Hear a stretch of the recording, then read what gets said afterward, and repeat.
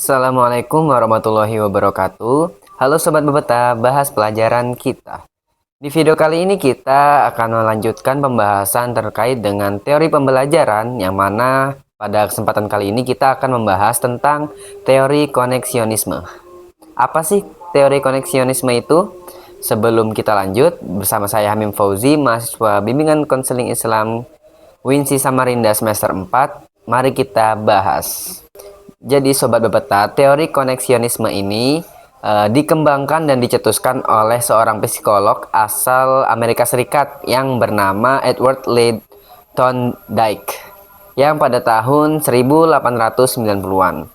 Jadi Edward Lee Thorndike ini biasa dikenal dengan Thorndike yang memiliki ketertarikan terhadap dunia pendidikan, pengertian teori koneksionisme. Nah, teori koneksionisme ini merupakan salah satu dari pembelajaran dari suatu teori pembelajaran yang menjelaskan bagaimana proses pembelajaran yang dialami oleh seseorang atau individu. Nah, teori koneksionisme ini juga memandang bahwa belajar itu terjadi dengan cara mencoba-coba dan juga bisa dengan berbuat salah. Nah, demikian juga dalam pembelajaran bahasa pada anak usia dini. Nggak mungkin dong anak usia dini akan langsung bisa ketika dia mengucapkan satu kata, dua kata. Pasti ada salah penyebutan kata atau berbelebit yang dia omongkan, belibet.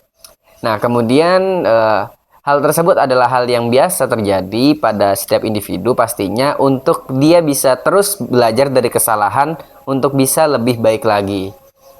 Edward Lee Thorndike ini memiliki eksperimen dan mengaitkan dari teori koneksionisme ini dengan uji coba yang dilakukan kepada hewan, yang dilakukan kepada kucing. Nah, eksperimen teori koneksionisme ini yang paling terkenal yang dilakukan oleh Edward Lee Thorndike menggunakan kucing yang dimasukkan ke dalam puzzle box atau kerangkeng atau sangkar. Nah, kucing tersebut harus melakukan perilaku trial and error atau coba-coba nih untuk bisa membuka pintu dengan cara menginjak tuas dan menarik tali guna mendapatkan makanan.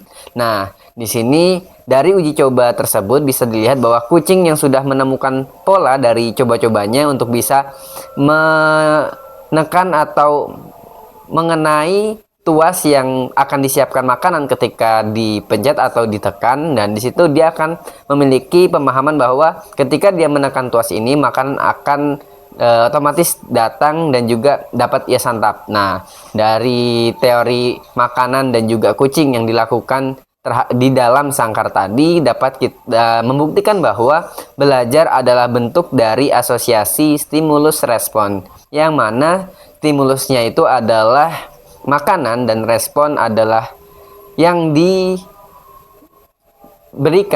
oleh kucing terhadap makanan yang ada di hadapannya. Jadi dia akan berusaha untuk terus menekan tuas itu untuk bisa mendapatkan makanan. Nah, jadi hukum belajar menurut teori koneksionisme ini yang pertama adalah readiness, yaitu hukum kesiapan.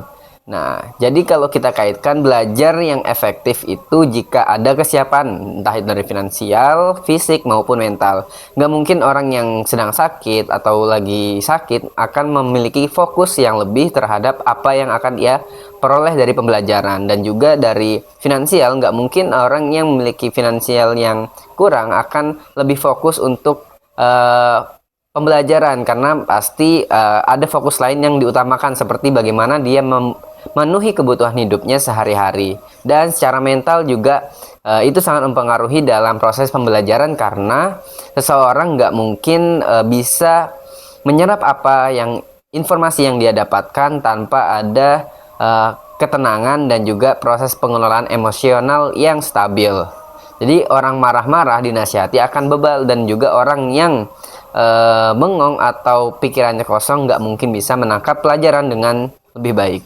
Terus yang kedua adalah exercise, yaitu hukum latihan. Hubungan S atau stimulus dan juga R atau respon semakin kuat jika jika sering dilatih.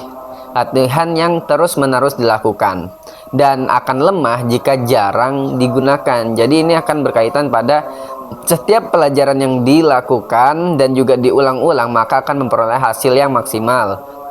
Sebaliknya, jika pembelajaran itu tidak diulang-ulang, teori-teorinya, materi-materinya, maka hal tersebut akan lemah dan juga sangat sulit untuk selalu diingat. Jadi ya, law experience itu hukum latihan sangat berlaku, karena tanpa latihan pasti tidak akan ada hasil yang memuaskan. Dan yang terakhir adalah law of effect, yaitu hukum akibat. Hubungan S dan R, stimulus dan respon, akan semakin kuat jika menghasilkan kepuasan. Kepuasan ini adalah bentuk dari reward atau hadiah dari atas apa yang dia capai, dan akan lemah jika menghasilkan ketidaknyamanan atau hukuman.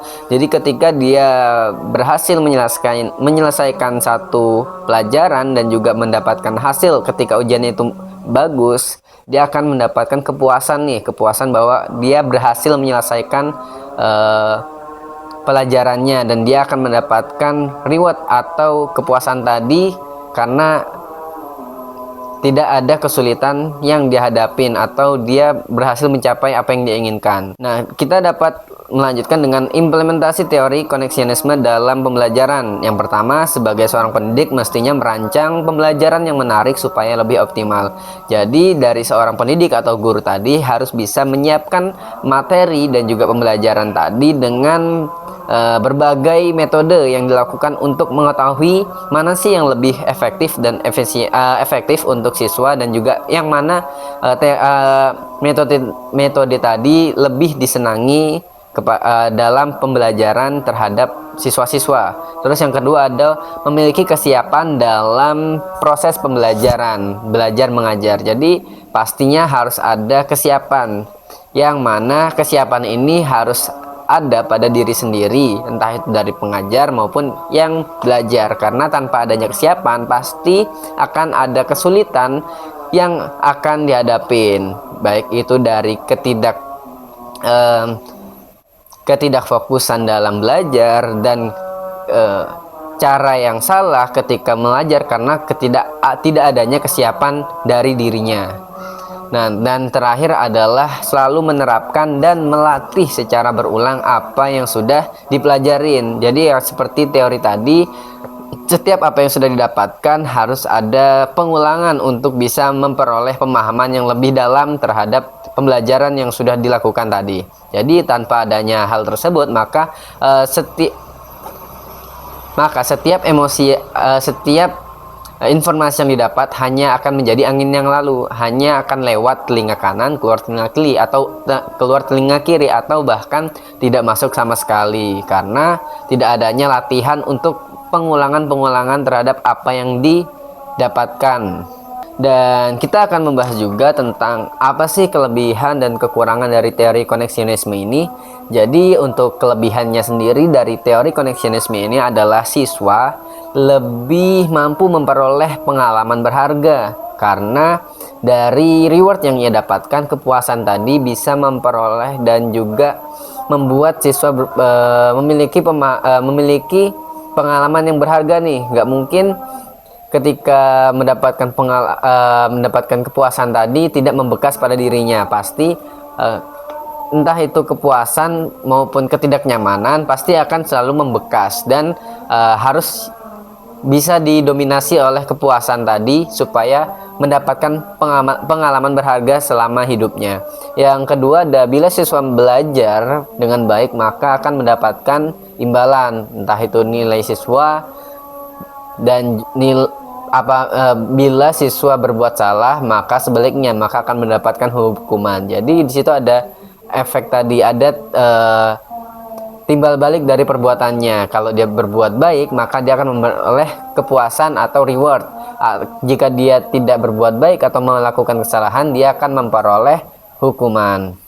Dan yang terakhir ada memberikan kesempatan untuk mencoba sesuatu hal tersebut. Jadi harus ada konsisten untuk bisa memberikan ruang untuk anak atau siswa tadi bisa mencoba hal tersebut tanpa harus diberitahu kesalahan yang akan dia lakukan nantinya. Jadi untuk bisa melakukan sesuatu pasti harus ada mencoba, harus dicoba dahulu. Tapi kalau dalam mencoba pun tidak mau atau tidak ada kesempatan untuk mencoba, bagaimana seseorang akan bisa melakukan sesuatu seperti itu kan? Jadi harus ada langkah pertama yang diambil untuk bisa mendapatkan langkah-langkah berikutnya. Namun kekurangan dari teori koneksionisme ini yang pertama terlalu menganggap manusia sebagai mesin dan juga menyamakan dengan hewan, seperti contoh yang eksperimen dilakukan oleh Edward tadi. Terus pendekatan trial dan error, coba salah, lebih cocok untuk hewan, sementara manusia seringkali belajar melalui pemahaman konseptualnya, tidak melulu tentang latihan fisik dan yang terus-menerus. Jadi kadang manusia yang memiliki akal melebihi hewan kurang cocok dari segi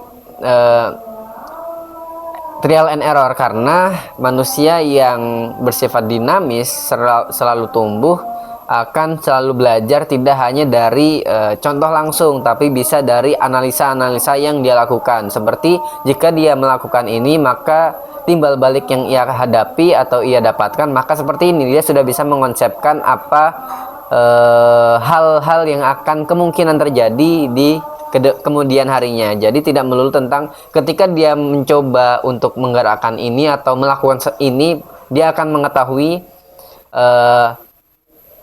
mengetahui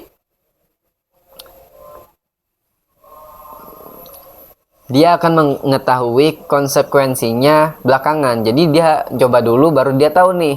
Tapi karena manusia itu memiliki akal dan juga bisa memikirkan jangka panjang, pasti hal tersebut kurang relevan. Yang mana contoh ini lebih cocok untuk hewan karena bisa mengetahui dari karena dia hanya memikirkan ketika sudah terkejadian. Dan yang terakhir, teori ini mengabaikan pemahaman, pengertian, dan proses berpikir yang lebih dalam lagi karena hanya berfokus pada perubahan tingkah laku yang terlihat saja. Jadi di sini kurangnya pembahasan teori yang lebih dalam karena yang dibahas hanya timbal balik dan juga sebab akibat yang terlihat saja. Yang tidak terlihat bisa kurang diperhatikan, seperti itu. Dan yang terakhir, kesimpulan dari teori koneksionisme ini, yang mana dicetuskan oleh Edward Lee Thorndike, dapat disimpulkan bahwa belajar merupakan proses yang membentuk koneksi dan juga stimulus antara stimulus dan juga respon melalui mekanisme trial and error, uji coba salah dan benar. Jadi hasil belajar yang diperkuat oleh latihan, kesiapan, dan dampak menyenangkan untuk seseorang. Jadi ya pastinya tidak lepas dari uji coba dan berani mencoba. Tanpa adanya keberanian untuk mencoba, seseorang tidak akan mengetahui apa dampak dan juga efek yang akan diperoleh dari tindakan tersebut. Ketika dia rajin olahraga dan untuk tujuan jago lari, untuk kegiatan-kegiatan olahraga, dia akan memperoleh setidaknya badan yang sehat. Nah, dan juga kalaupun lebih dalam lagi, dia akan bisa mengikuti kejuaraan-kejuaraan lomba olahraga yang ada. Jadi ya, tapi kalau dia tidak mencoba untuk berproses dari sekarang, dia tidak akan memperoleh hal tersebut karena kemungkinannya sangat kurang. Ya, karena tidak berani mencoba, karena itu tidak tahu kedepannya seperti apa. Ketika sudah berani mencoba, ada kemungkinan akan tercapainya itu lebih besar. Jadi seperti itu. Oke, mungkin begitu aja pembahasan kita kali ini terkait dengan teori koneksionisme. Jadi apabila ada salah kata dan juga koreksi dari apa yang saya ucapkan, bisa teman-teman tulis di kolom komentar. Ya, karena itu saya Hamim Fauzi, mohon maaf apabila salah kata. Terima kasih yang sudah menonton. Goodbye.